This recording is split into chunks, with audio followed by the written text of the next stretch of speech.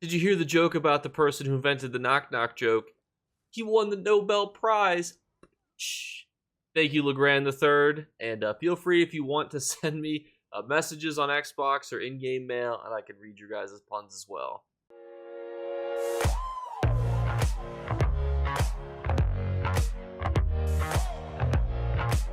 What's going on, YouTube? The month of March is here, and with that, we've got ourselves a great kind of month to go over here for us.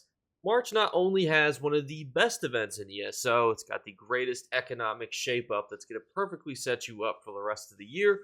When it comes to getting good sets for yourself, making money, the calendar rewards are great, the monster sets are pretty decent. Really, there's not more we could ask for. Let's break it down.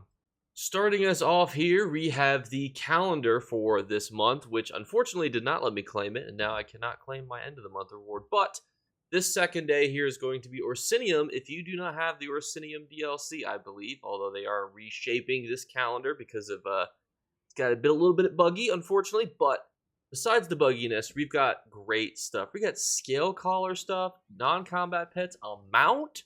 We've got ourselves all sorts of great stuff throughout the entire month, so it's imperative that you log in. I believe they're patching the glitch that doesn't allow you to claim your second day calendar reward, but it's imperative you come on and claim these crown crates just because it's free real estate, and then you log in for 3 weeks and you get yourself a mount. What more could you ask for? This ZeniMax should be rewarded for this stuff because this is the type of calendar rewards that we need more of. And this is the crown store for the month. And we just want to kind of go over this quickly. The reason that I generally like to go over the whole crown store, not just the free stuff that you can get, is because generally you can get an idea if crowns are going to go up or down in value. And I think it's just great to know ahead of time, like, hey, crowns going to be expensive. Are they going to be cheap? And that's just important to know, in my opinion. And we got ourselves our arm pack, which is going to be Fungal Grotto. Woo! The Spawn of Mephila's arm pack will be available.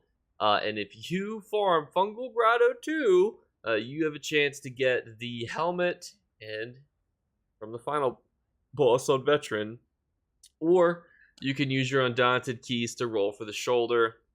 Admittedly, you're not going to get rich off of this, and it's a limited window from March 18th to the 25th. I do think, though, it's still something fun to farm. It's something fun to do with your friends. I mean, it still sells for a couple 100,000 gold on console. Still a decent money maker to do with your friends. And if you have Undaunted keys, you can use them to buy the one mysterious coffer, which you can see, Mag's mysterious coffer there. And then having the Fearless Assaulter, which is completing the dungeon on hard mode, increases the chance of both items. Again, I mention this every time this comes up. Just by having the achievement, you have an increased chance. Doing it on hard mode does not increase those chances.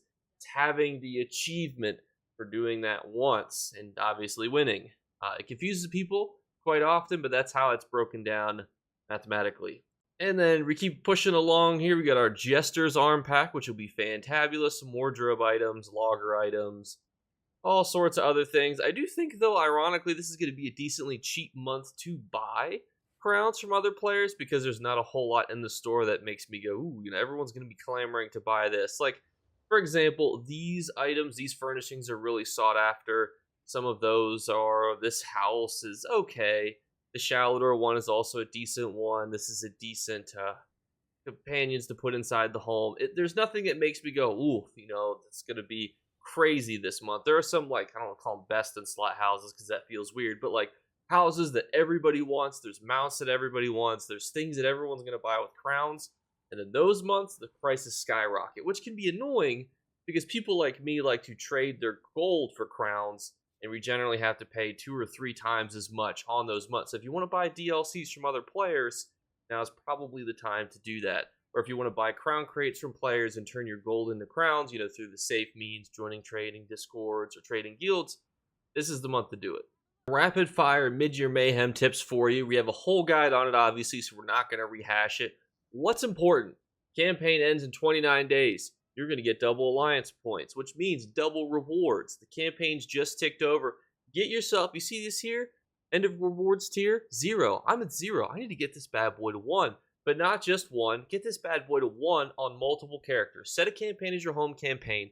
I believe you need to get like 30,000 XP or 30,000 AP, excuse me, and then boom, you get rewards tier 1. Why do you want rewards tier 1? Well, you get 50 transmutes per character. That's quite a bit. Take 10 characters, that's 500 transmutes.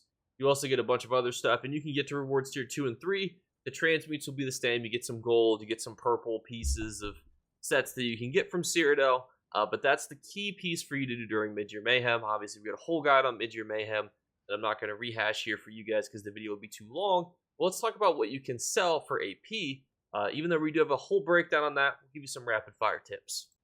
And here is my exceptionally bright document of pretty much everything in the entirety of ESO that sells for profit. Some notable things here, we'd like to highlight different components based on what's going to be selling more in a specific month. This month, XP Potions 10-year celebration event. People are going to be coming back through the woodwork.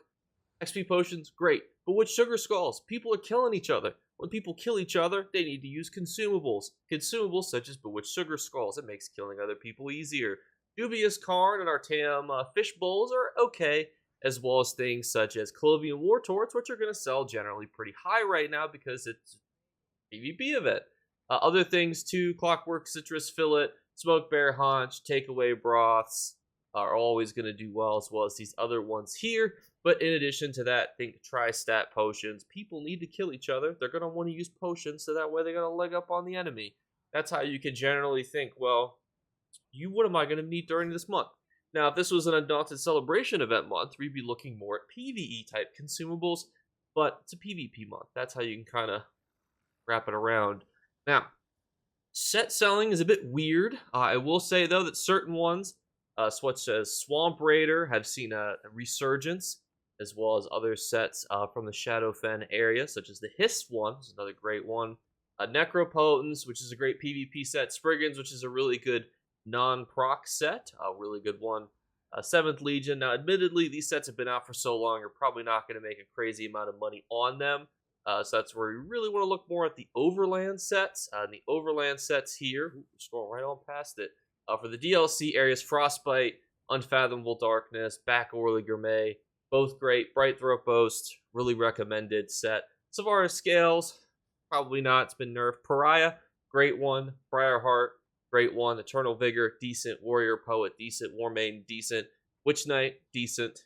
All of those sets are going to be PvP sets that people might want to invest in to try out during this month. Now, obviously, we're kind of going through the month here, so keep that in mind. Now, this is the PvP sets that you can buy for AP. I've listed all the good ones in alphabetical order-ish. So Affliction, Elysian Order, Potentates, Buffer the Swift, Curse Eater, Dark Convergence, Deadly Strike, Elfbane, Ancient Great, Hrothgar's Martyr's Balm, Nocturnus Ploy, Plague Break, Rallying Kai, Ravager, Transmutation, Morag Tong, Vicious Death, Wrath of Imperium. Which ones do I think are going to be the best? Obviously, to me, Deadly Strike is the easiest one because it's good for both PvP and PvE. I think Elfbane, another great one. Ancient Grace, Slept On, it's a good little pick. Dark Convergence will always sell. It just seems to always sell because people will see cool clips of it on YouTube. Everyone getting sucked into a black hole, and everyone goes out and buys it. Vicious Death, same kind of concept. People see it and go, "Oh my gosh, look at this! This guy just killed 1,000 people." Rallying Cry is another great one as well on here. And then crafted sets. These are all the crafted sets that do decently well. Which ones I think are going to sell more? Clever Alchemist is probably the most popular one. But also, 10 to 50 sets, you could list stuff such as Twiceborn. I think 10 to 50, Twiceborn is probably the best one. So that's a decent one to look into. And the Mechanical Accruity and Hunting's Rage are also decent shots as well. But everything on there that I've listed is also pretty good. Treasure maps. Just newer DLC zones is the tactic I use. If you have a DLC map, just look to see if it's good. That's the best thing I could suggest. Motifs, higher numbers usually better. Chest pieces usually better. Helmets, legs, the bigger the piece. Nobody's going to invest millions of gold into a belt. Why would you? Materials, people are going to need to kill each other. They're going to want upgrade mats for that. Consider that.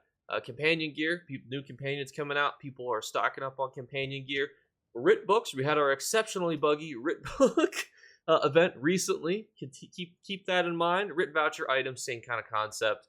Probably not the best time to churn your writs into writ voucher items, but I think the crafted stations will always do well. And then furniture, we do our weekly golden vendors to go over furniture. But overall, there's really no rhyme or reason to furniture, is why some do good, some do bad. my general consensus is lights, interactable items, bigger items, structures that people want to build with, like castle-esque items, always look really cool. And to round us off here, we have the Jester's event. We're just going to kind of hit the highlights because it probably needs its own dedicated video, but the general consensus is 100% XP boost, double experience. It'll be later in March. Don't ask me the date. I don't know. I'm sorry. Please don't castrate me in the comments below. Basically, you do quests, you get rewards. Most of them are mementos, consumables. There are consumables that I think are definitely worth getting, but again, it's probably going to need its own dedicated video to kind of go over. This is kind of all of last year's stuff here because we don't have the new confirmed stuff for this year. This will probably be passive XP, so you will not need to go out and do anything crazy. It will be passive. Big things, double XP, new people coming to the game, new characters getting leveled. People that have new characters are going to need sets, upgrade mats, consumables to level up. Think in that mindset as the event gets started. People are going to be in that kind of mindset as well as when they're looking to purchase things. That's what I always tell people who are interested in selling on the ESO open market, is that's what you want to look for when events come. And obviously continue to convert your AP to gold by buying those items that I had suggested on that set there. And obviously look at the video for an additional breakdown on that. I will link those two videos at the end, Midyear Mayhem guide, as well as the video on how to convert all of your AP to gold in the 2024. And everyone, thank you guys so much again for watching. We are doing our 3 giveaway drawings. We just did our drawings here for February, and we also gave out our gift card code yesterday on my Twitter.